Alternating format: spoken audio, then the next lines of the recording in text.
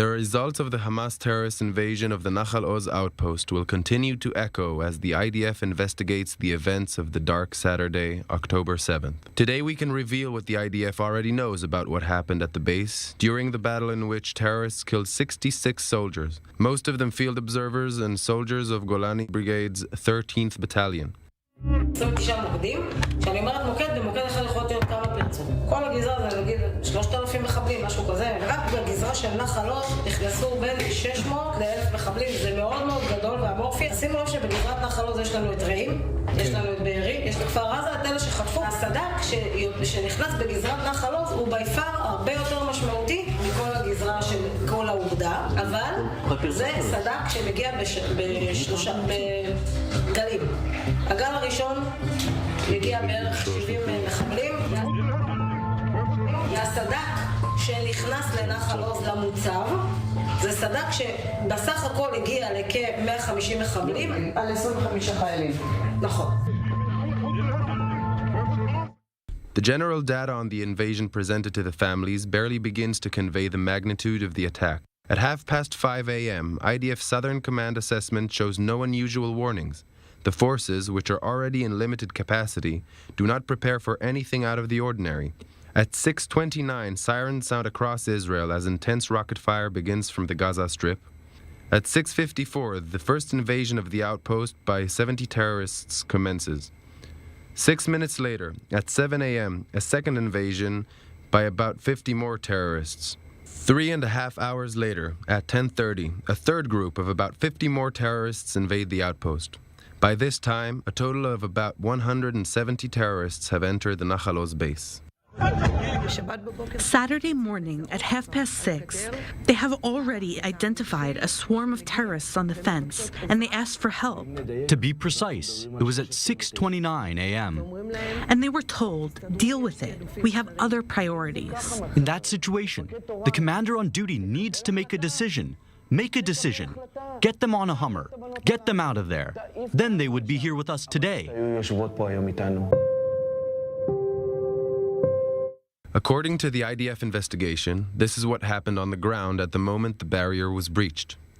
At 6:29, field observers had identified 2 armed men running towards the fence, the beginning of the infiltration. At 6:30, identification of additional terrorists blowing up the fence. At 6:31, the deputy battalion commander announces what he defines as a complex event. 7 minutes later, at 6:38 a.m., terrorists from Hamas's elite Nukhba unit have fully crossed the fence. At 6:40 a.m., the procedure for dealing with an infiltration from the Gaza Strip was officially declared. 2 minutes later, the platoon commander activates sentry text systems that automatically identify threats and open fire, hitting some of the terrorists. But 2 minutes later, at 6:44, the system stopped working. The cameras did as well. At 6:51, a situation assessment finally made it through to IDF Southern Command. Terrorists have entered the outpost. זה בעצם החדר של הבנות, חורבה והרס. מפה כנראה הם ברחו. The battle inside the outpost lasted for many hours. The investigation shows that the amount of weapons the terrorists carried with them was much greater than the amount of weapons the IDF soldiers had at their disposal, both in quantity and in quality. During intense fighting, some of the soldiers took cover in shelters that turned into death traps. The majority of them were murdered or taken hostage. Some soldiers managed to hide in their dorms. Some locked themselves inside the war room.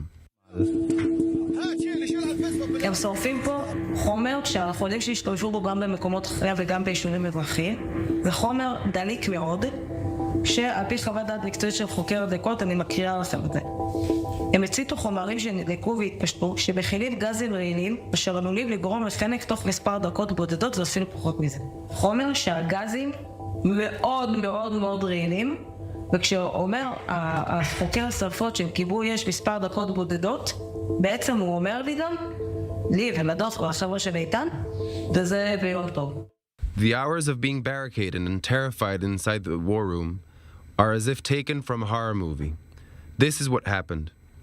The terrorists did not enter the war room at any stage.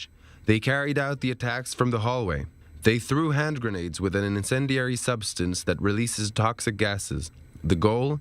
To asphyxiate everyone in the war room within minutes. The smoke that came into the closed room began to suffocate the 22 people who were locked inside.